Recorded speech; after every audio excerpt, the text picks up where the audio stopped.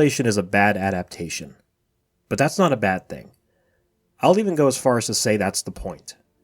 2018's Annihilation is written and directed by Alex Garland and is very loosely based off of the book with the same name, which is the first book in Jeff Vandermeer's Southern Reach series.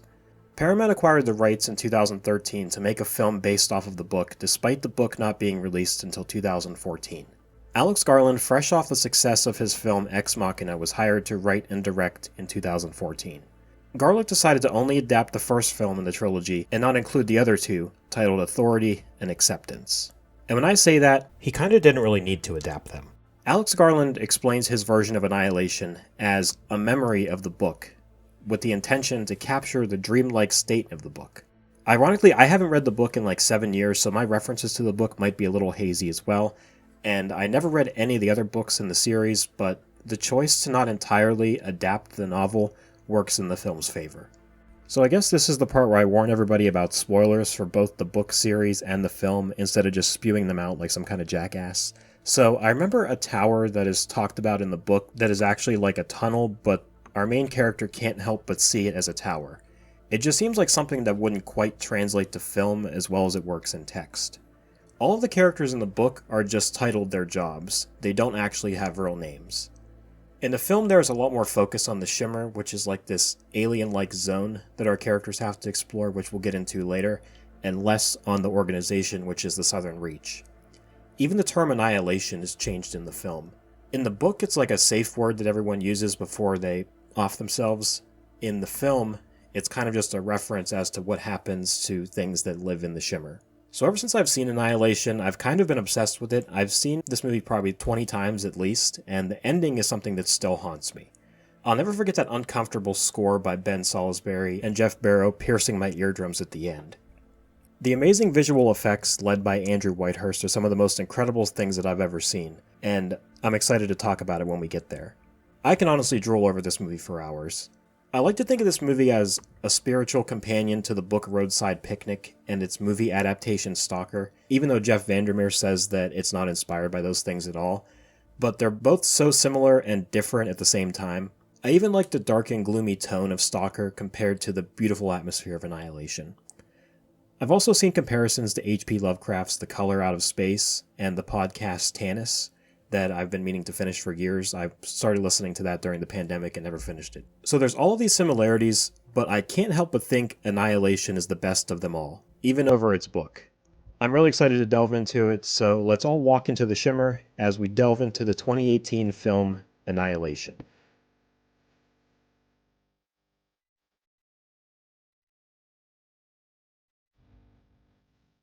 As the film begins, I want to take a second to think about what the term annihilation means.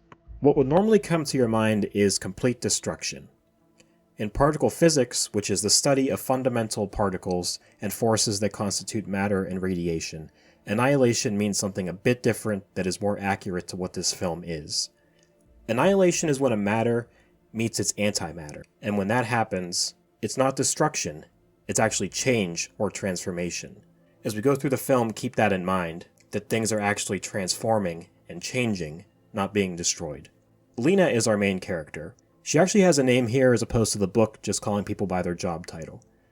Lena is played by Natalie Portman, who actually said she'd never act in a horror film, so she broke her rule here. I know this is more sci-fi than horror, but this and Black Swan are the closest that she's ever come to being in a horror film.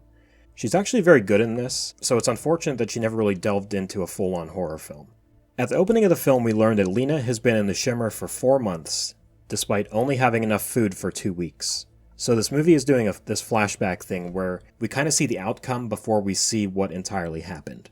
I do want to talk about the fates of the characters as they come instead of what we find out here, so we'll just skip over that. But Lena thinks she was only in the shimmer for days or weeks, not 4 months. So we can assume that time moves a bit differently in there. We could also gather that Lena is in quarantine after being exposed to whatever she was exposed to. So we have this song that would fit perfectly in The Last of Us, and I believe it's even in The Last of Us 2, that we will delve into later on. We see this as the meteor strikes Earth, specifically at a lighthouse at the St. Mark's National Wildlife Refuge in Florida. No big explosion, it just kind of hits and stays there with a trail of colorful smoke. I'm reminded why I wasn't interested in science in high school, as Lena lectures her class about cells. We're told that all cells were born from one single cell, about 4 billion years ago.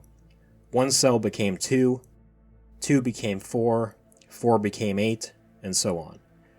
We meet Daniel, who tries to invite Lena to a barbecue, but she's going to paint her bedroom that her and her husband once shared. But we find out that he's been gone for a year. Her husband is Kane, played by Oscar Isaac, and try explaining this couple to anyone living in the Star Wars universe. I might be overthinking it, but the painting of the bedroom is somewhat of an annihilation itself, because she's already painting over, aka changing something, that already exists. Despite being gone for a year, Kane arrives home as if nothing happened. He's a shell of himself, and shows no emotion when seeing his wife for the first time in a year. Like, Natalie Portman is all over him and he just has no reaction to it. This glass of water here shows a reflection of Kane's hand. It's like that thing where it cuts your hand in half in the reflection of the water. I think this is just a simple nod to the mutating that the shimmer does. So Kane remembers nothing of the shimmer. Not the temperature, not the people. He doesn't know how he got back, or when he got back. He doesn't know anything about his unit. We just know that they were in the shimmer, and that he's kind of acting like Lena was at the beginning of the movie. Lena says she deserves a better explanation than no explanation, and all Kane does is reply, "Does it matter?" You could look at this in a couple ways. It's the reply of a man who has been cheated on by his wife, which we find out later on. So if she was doing that, does it really matter what he was doing? Also, this could be about the shimmer, and this alien life form, and what they do. If its goal is to annihilate everything, ultimately it doesn't matter where it came from, or what it's doing, it's just doing it. So Kane bleeds into the cup of water and is rushed to the hospital. They're intercepted on the way, and Lena is sedated while Kane is seemingly left to die. We are now in Area X. Dr. Ventress, a psychologist played by Jennifer Jason Leigh, tends to Lena. Lena and her husband never got communication about where he was going, but him and his crew were on a mission into the shimmer. 6 months ago, Lena stopped requesting information from his unit. Ventress says that Kane, or whoever that was earlier, is still alive, but is suffering from multiple organ failure. Our first look at the shimmer shows us that it's an area with this weird wall or border that gives off that rainbow look that oil gets. It could be that it's based off of an oil spill, which too destroys an ecosystem that it takes over. In Lena's lecture to her class at the beginning of the movie, she tells her class that they're going to learn about cancer. So we could also assume that she's talking to the viewer, and what we're seeing here is essentially cancer on Earth. The shimmer is to Earth what cancer is to the body. Ventress says that it could be a religious event, an extraterrestrial event, or a higher dimension. They just have no idea. It started at the lighthouse, and I will say I haven't read the second or third or fourth books in this series, but I'm aware of what goes on in the lighthouse. It's very interesting from what I've heard. The warden who investigated the initial shimmer at the lighthouse never returned. So it seems to be a trend of people not returning from this thing, or when they do return, they seem very off, kind of like Kane earlier. I think this movie stands well enough on its own, but Ventress's comments about how they tried to send in multiple crews in all different ways and nothing comes back is just so fascinating. The amount of stories you can create from that one line is incredible. Like I said, we don't need different stories in this universe, but it just makes my mind go crazy on the amount of things that could have happened. So the boundary is growing into populated swamplands that they had to evacuate. Kane is the only one to have come out of the shimmer, and he's dying. In a flashback, Kane and Lena talk about the moon being out during the day and discuss the possibility of God making a mistake. Lena mentions that the fact that we age is actually a fault in our genes. Under this context, and what we eventually see, we could theorize that the shimmer could even be God correcting his mistakes, making it so that his creations don't age. Do I think that's what it is? Not really, but it's interesting nonetheless. So we meet Anya, played by Gina Rodriguez, who is a paramedic, Shepard, played by Tuva Novotny, who is a geomorphologist, and Josie, played by Tessa Thompson, who is a physicist. I believe this is the first time this place is called the Southern Reach. I love this bit of character development where we see this group of girls who are just normal people. They place bets on what Lena's profession was. I think things like this, as well as giving them actual names as opposed to the book, goes a long way in making the movie better than the book. The book keeps the names as the professions as a way of not letting the characters get too attached to one another, which makes sense in the context of the story, but for a movie I can 100% agree with the decision to give the characters names and connections to one another. However, Lena's decision to not tell the group of her relation to Kane because it will complicate things plays into that as well. Lena learns that the group, along with Ventress, will be venturing into the shimmer in 6 days. The current theories of why no one makes it out are that something in there kills them, or the people go crazy and kill each other. Despite it not being her job, Ventress is going into the shimmer because she needs to know what's inside. Her job is to just interview people and assemble teams, and sending them in has obviously not worked. Lena feels the need to go in and attempt to save her husband because she owes him. So, we venture in, and I can't overstate how much I love how the shimmer looks. This oily substance is just so unique and so beautiful. The roadside picnic and stalker vibes are really prominent here. Jeff Vandermeer is very adamant that his book is not inspired by Stalker or its book Roadside Picnic. Alex Garland, on the other hand, did use Stalker as a source of inspiration. So the adaptation of a book that didn't take inspiration from Stalker took inspiration from Stalker. Got it? The term roadside picnic is also very relevant as to what the shimmer is. Roadside picnic comes from the idea of pulling over on the side of the road, having a picnic, and just leaving your trash and whatnot behind. Whatever is there now has to adapt to you having been there. So think of an alien species just casually visiting Earth and leaving something behind, not even thinking twice about it. Now, humans would have to adapt to that. So this is the first time we see that Lena is actually having an affair. Once the group entered the shimmer and got to the tree line, they became disoriented and lost time. And in between that time, we see that Lena was having an affair with this man who we come to find out is Daniel. The time jump has a lot of theories and no concrete answer in the film. I've seen people say it's just a plot device used to explain why they couldn't just turn around and leave the shimmer. Another theory is that the group all died upon entering and were watching the copies. I don't think either of those are true. If you have knowledge of the book, they were hypnotized upon entering because it's a distressing experience to enter. I found this theory on Reddit that I think is the proper answer. The shimmer is like a cup of water, kind of like the cup earlier, where it refracts things that enter it. They entered the shimmer, and the refraction acts as the missing days they didn't actually experience. It also helps portray the shimmer as something beyond our understanding. I also love how they kept this oily substance inside the shimmer too, it just kind of adds to it. We learned that electronics and cameras work here, but anything that sends signals out is down. A classic horror movie trope, but it's explained by the refractions that things just don't get out or get in. The compasses also don't work either. So on top of being disoriented, they can't even just turn around and leave. I love how Ventress plays the voice of reason and just tells them hey, it's been 3 years, why would you think we would have radio communications in here when no one else has? We venture on and we see a bunch of colorful fungus on the wall. Just a glimpse of what's to come, and I just love the small details like that. We also see a bunch of different flowers that are growing from the same branch structure. Our first sign of things in the shimmer not quite growing or evolving as they normally would, and a lot of mixing DNA.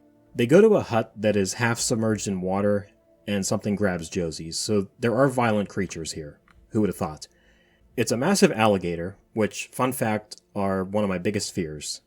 I remember reading something years ago about how crocodiles are perfect and haven't evolved in 200 million years, and yeah, just keep those things away from me. Honestly, an angry alligator would probably be the most common thing you'd find here because they're in a swamp. I don't know what these girls were expecting. So Lena puts the alligator down, but not before seeing something very weird going on in its mouth. After it's dead, they're able to look into its mouth, and we see that it has multiple rows of teeth, like a shark. So like the flowers, the shimmer is mutating the gene pool. The shimmer obviously didn't care about those things not mutating for 200 million years because it decided to make them even more dangerous by giving them teeth like a shark. So in the flash forward, we see Lena foreshadowing what's to come because she tells them the mutations were small at first, like the flowers and the teeth, but then the closer they got to the lighthouse, the more wild things became. The movie also covers its tracks by asking if they were hallucinations, and Lena says she thought that, but they were all shared amongst the group, so they couldn't have been hallucinations. We see that fish, or whatever these things are, have mutated into whatever this is. That makes sense to me. Lena's arm is also developing a bruise, and if we look at the flash forward, we see that she actually has a tattoo of a snake eating itself, which we'll get into later. Shepard and Lena are rowing along, and Lena shares her backstory about her husband missing and whatnot. Shepard says that it makes sense because there had to be something that would have motivated her to be on this mission. Everyone here is quite damaged goods. Anya is an addict, Josie self-harms, hence the long sleeves. Ventress seems to have no family, friends, or loved ones. We also find out that she has cancer later on, and Shepard has lost her daughter to leukemia. Keep in mind how we talked about the shimmer being a cancer on Earth, and later on we'll see how the shimmer, whether intentional or unintentional, makes people's bodies turn against it and kill itself, like cancer does. So the group goes to Fort Amaya, which is also in Alex Garland's TV series Devs that I highly recommend. This was the headquarters of the Southern Reach. The deeper we go on, the more common the fungus on the wall appears to be. Alex Garland has said that The Last of Us is one of his favorite games of all time, so that would explain the fungus that Lena compares to a tumor, and it looks straight out of a video game. Even looking at Civil War, which Alex Garland directed, Kaylee Spaney's character reminds me of Ellie in a lot of ways. I love seeing how other movies or types of media influence other directors and creators. So the soldiers on the previous mission were also using this room as their base. There's a list of their names, and some names crossed out. They had shifts for guarding the perimeter, which is always a good sign. They were kind enough to leave a memory card behind for those who follow. Luckily, Josie's camera still works here. It's footage of Kane cutting open another soldier and showing that his insides are moving. This seems to play into the cancer metaphor because something inside of this man is killing him and his body is turning against him. This clip is shot found footage style, and it just adds to how unsettling it is. And there's just something about the score that perfectly captures the feeling of not really knowing what you're seeing. I hate Anya's reaction to it though. She denies seeing anything moving and blames it on a trick of the light. However, I do understand the denial that people might be under such circumstances. Ventress has stumbled upon a pool, which is where the video was filmed. Yet another thing that feels right out of The Last of Us. The soldier is like melded to the wall, covered in fungus. I love when Lena is asked what it is, and all she can say is, I don't know. The past few minutes are the introduction of the body horror in this movie, so not only is this like a cosmic type horror film, but we're also dealing with body horror too. There's also a severe lack of face protection here, which I played enough of The Last of Us to be aware to hide from spores. I'm surprised that wasn't added into the movie, because I believe it's in the book. So Lena studies the cells, and we see that it's split, but one of them is the color of the shimmer, like that rainbow oily color. The crew is taking turns on watch like the soldiers did. Ventress tells Lena that she wants to visit a community that they evacuated 2 years ago before they go to the lighthouse. She tells Lena she doesn't blame her for not telling the group about her husband going missing here after seeing the footage. Ventress takes offense to Lena thinking this was a suicide mission. She says that Lena is confusing suicide with self-destruction. She says in some way, at some point in our lives we all self-destruct. It could come from drinking, smoking, or even ruining a happy marriage. Playing into the themes of the movie, it's a biological trait, and people have the impulse to self-destruct and destroy the good things they have to create something new. Meanwhile, something is ripped through the fence, and it's revealed to be this bear with like this weird skull that attacks Shepard. Josie and Anya want to attempt to go back and leave, probably rightfully so. Ventress says the footage and proof they have raises more questions about the shimmer than it answers, so she wants to push forward to the lighthouse. Ventress's need to explore the shimmer is another big way of self-destructing.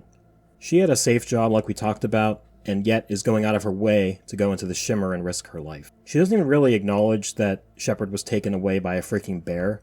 She just kind of accepts it as part of the mission and something that is bound to happen. It's revealed in the flash forward that Lomax, played by Benedict Wong, that Ventress had cancer and knew she was never coming back. Lena shares a similar view to Ventress because of her husband's situation. Despite saying that she wants to turn around and walk 6 days back, there are only 2 days to the lighthouse, so they might as well head that way and follow the coast to the perimeter, pretty much getting out by going deeper in. So there is a unique perspective between the two groups. Josie and Anya are somewhat level-headed and know that it's not safe here. And then there's Ventress and Lena, who are searching for answers no matter what the consequences are. There are more beautiful shots of the shimmer as they walk through, or shimmerings as I like to say. I love the movie just taking its time and letting us live here and soak in the scenery for a bit. They suspect Shepard might be alive after finding this thing, so Lena goes off looking for her despite Josie's offer to come with her. We hear some weird animalistic sounds, and here's a scene that I absolutely love. We see some deer affected by the shimmer. They have flowers growing from their antlers. And I know we see some small fish earlier, but this is the first time where we see creatures in the shimmer that aren't all violent killing machines. Some were affected and just kinda kept the traits that they would normally have. The deer see Lena and just freeze, and then they run away like a normal deer would do. Other than the way they look, they just seem to be normal deer. The deer move in sync, but one of them is fully in bloom, and the other one looks like a tree in the winter. I think the nose on the older one is decaying too, I just can't really tell. They could even be the same deer, but kind of just existing in different times. The rabbit hole of theories is so deep when it comes to wondering what exactly is going on amongst these things, and that's why I love this movie so much.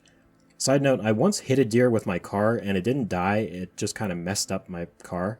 I hit the deer in the back, and his head wrapped around the car and left like this Looney Tunes-ass imprint on the door of my car, so here's a picture of it for proof. I just thought I'd share this.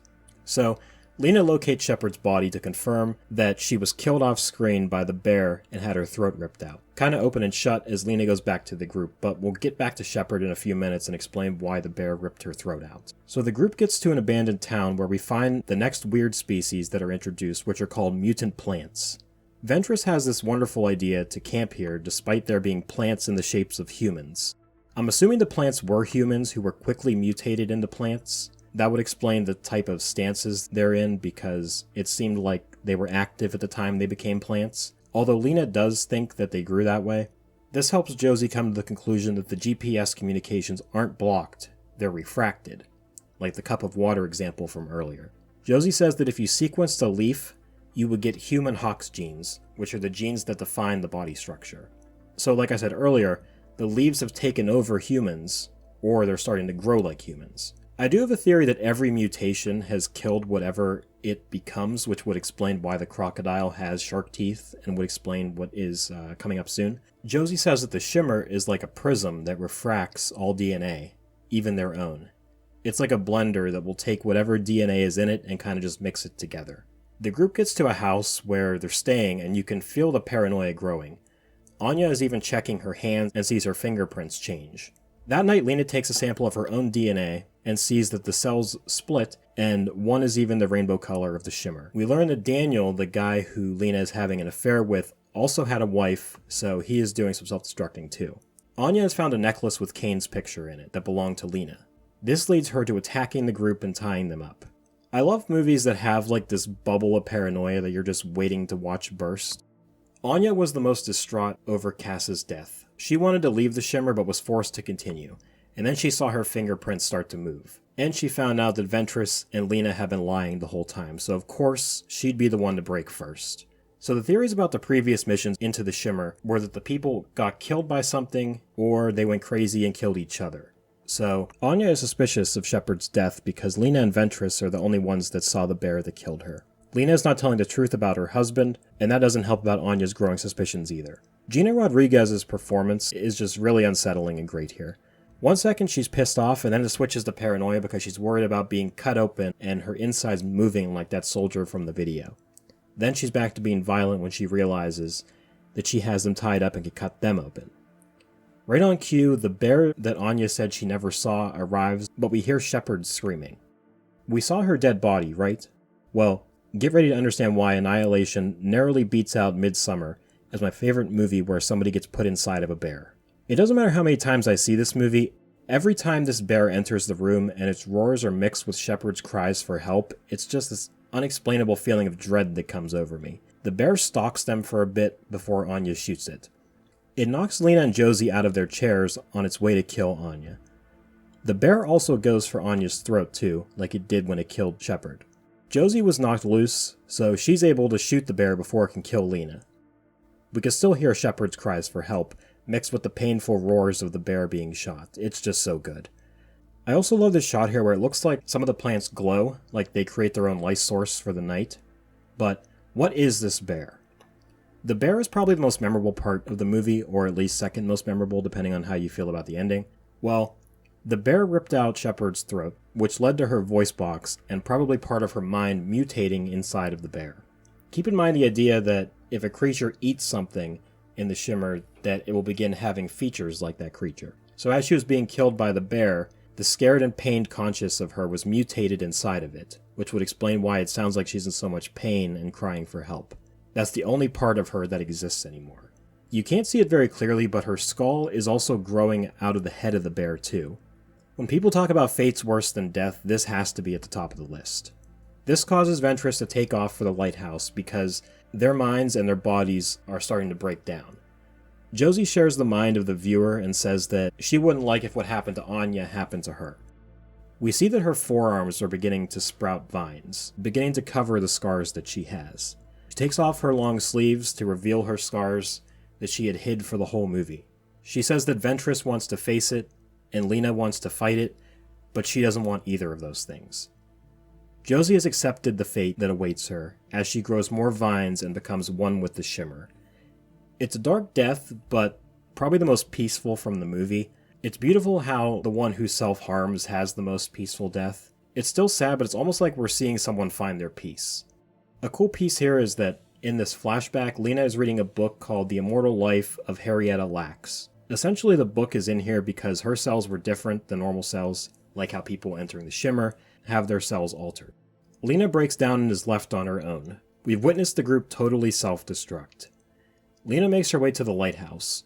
Earlier it was mentioned that the farther you get into the shimmer, the crazier the mutations are, which is evident here where trees are no longer growing leaves, they're just entirely crystallized.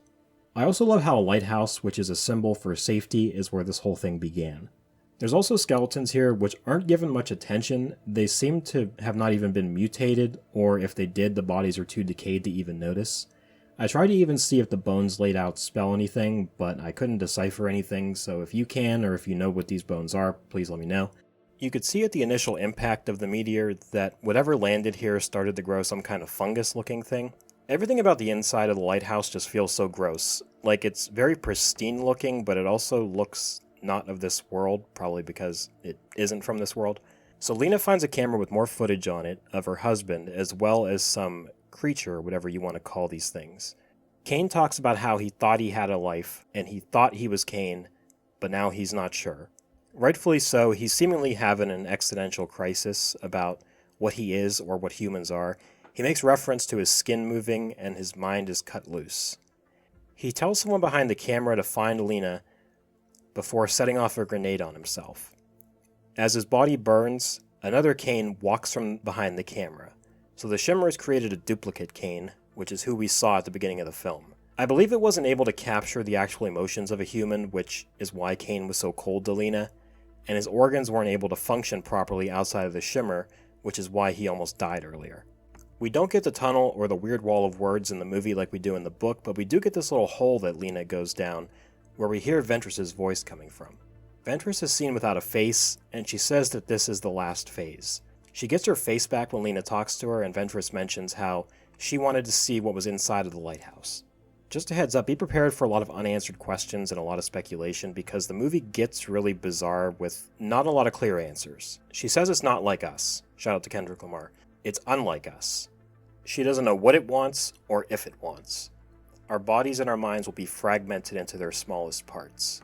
If there is something so vague and undescribable, would it even be worth it to get the answers we're looking for? Probably not. But we're here to try to make sense of it, so let's push on. Ventress was seen without a face, and then gets one, so the alien that she is referencing seems to have merged with her, which is something that didn't happen to Kane and later didn't happen with Lena. Her body begins to break down and is destroyed from the inside. Fitting because she is the one with cancer and her body was turning against itself. You could make an argument that her body reacting this way to the merging is because of the cancer that she has that was already inside of her. Ventress turns into this floating mandelbulb. I'm not going to pretend I know what exactly I'm delving into with mandelbulbs, but it's a 3D shape. When you make it moves in a weird symmetrical way. Alex Garland wanted it to be a shape that makes sense, but also doesn't make sense. If you're confused, so am I. I think the fact that we even ended up here just shows the care and effort that was put into this film, and I just love it for that. So, Lena comes face to face with the mandelbulb. I'm aware that the book series Lena's character meets a creature called the Crawler, and I think this might be in place of the Crawler. Like the actual origin of everything that's going on. Like I said, I haven't read the entire trilogy and I don't want to spoil much of it. I'm just aware that that part happened, so I could be totally wrong. The music in this scene is also wildly haunting. Like, it's weird frequencies that aren't in a pattern, so it kind of sounds like noises that this thing would be making. A drop of Lena's blood ends up in this thing, and it mutates and eventually becomes this faceless, oil-looking human thing. She shoots it, it doesn't react, she runs, but it's right there. When it hits her, it lays down next to her. When Lena gets up and runs to the door, it seems to stop her. Lena gives in to the attack, but comes to the conclusion that it's not attacking her, it's mimicking her behavior. It's not until she realizes and accepts what is happening that she is able to see this thing turning into her, and she can convince it to act on its own and hold a grenade. We're kind of witnessing an entity learn what it is to be a human, and with that comes self-destruction. So this thing is self-destructing. I'm also of the belief that whatever this is chooses to grant the desires of the people that it encounters. Kane got to go home, Ventress got Annihilation, and Lena has fought whatever this is, which could be why it's so willing to self-destruct like we see. At the end of the day, it is some kind of alien life form that doesn't make sense to us, so we can't possibly justify what it is and what it does. So as the lighthouse burns, everything in the shimmer begins to burn. We've gone about 12 minutes without a word spoken in this movie, just a haunting score and a psychedelic trip, and we're met with the words, "So it was alien." And Lena tells them the alien didn't want anything. It was just being. It wasn't destroying, it was making something new. So I haven't talked about it much, but back to the tattoo that has progressed through the film. We first saw it on the soldier whose insides were moving, then it went to Anya, which is why she thought her insides were going to move, now it's on Lena. Just a further sign of things being refracted and moving all around in the shimmer. The tattoo, like I said, is of a snake eating its own tail, the sign of self-destructing. When the shimmer went away, Kane stabilized. He says he doesn't think that he's Kane. We saw Kane's death, so this would be the duplicate. Lena doesn't answer when he asks if she's really Lena. I couldn't find any confirmation that the fake Lena got out, which is a theory amongst people. She gave the grenade to the duplicate and left, so I do think this is the real Lena. Her hand is shown refracted in the glass of water too, like how Kane's was earlier, so the movie is definitely telling us that she is mutated in some form. We also saw that her cells were shimmering earlier. Kane's eyes shimmer, and so do Lena's now, but I think that Lena has just mutated and this is not the duplicate. So this alien thing lives on, but not in the shimmer, but in the form of Kane and in Lena. Kane and Lena's final embrace of the film mirrors their initial embrace at the beginning, and I want to draw your attention to the song that plays over the scene at the beginning. It's called Helplessly Hoping, by Crosby, Stills and Nash. It wasn't made for the film, but its lyrics help us understand it a bit. They are one person. They are two alone. They are three together. They are for each other. As a couple, Lena and Kane are whole. Separate, they are two alone. And if you include this alien life form, together, they are three living among two bodies. A haunting ending like that, like the alien itself, is left ambiguous on purpose. We don't know its motives, other than that it wants change, or, in the particle physics world, it wants annihilation. On February 23, 2018, Annihilation was released in cinemas in the United States, Canada, and China. Unfortunately, in all other markets, it was released on Netflix a few weeks later. Conflicts behind the scene came when producer David Ellison overreacted to a poor test screening and thought the film was too intellectual and needed changes. And if there's anyone who I'd trust with decisions like this, it's the producer of films like Heart of Stone, Ghosted, and The Atom Project. To his credit, I do like Gemini Man, Top Gun Maverick, and Six Underground, but another producer, Scott Rudin, who has a much better track record, sided with Alex Garland and refused to change the film. Due to it only being released in the US, Canada, and China, it only grossed $43 million on a budget of $55 million. I feel for the people who didn't get to experience this film on the big screen, like Alex Garland intended, because it was a theater experience that I'll never forget. Among critics and audiences, I've seen many mixed things. While the scores of this film remain positive, a lot of people have criticized Annihilation for spelling out its plot to the audience, and a lot of people have said it doesn't explain enough of what it's showing. Personally, I think it's the perfect middle ground. It's a unique mix of body horror and cosmic horror, and it even raises questions about humanity's own mortality. I always love stories about someone or something we can't understand just coming to Earth, and there's absolutely nothing we could do to understand or reason with it. I love everything about this movie if you haven't been able to tell by the previous 30 minutes or so of this video. Annihilation borrows from its influences Stalker, The Color Out of Space, Solaris, even The Last of Us, in a respectful way where it feels like it's paying tribute to those things and not stealing from them. Alex Garland has since went on to direct the show Devs and the films Men and Civil War. He also doesn't get enough credit for being the writer of films like Sunshine and Dread either. I don't think he's come close to making a film as good as Annihilation.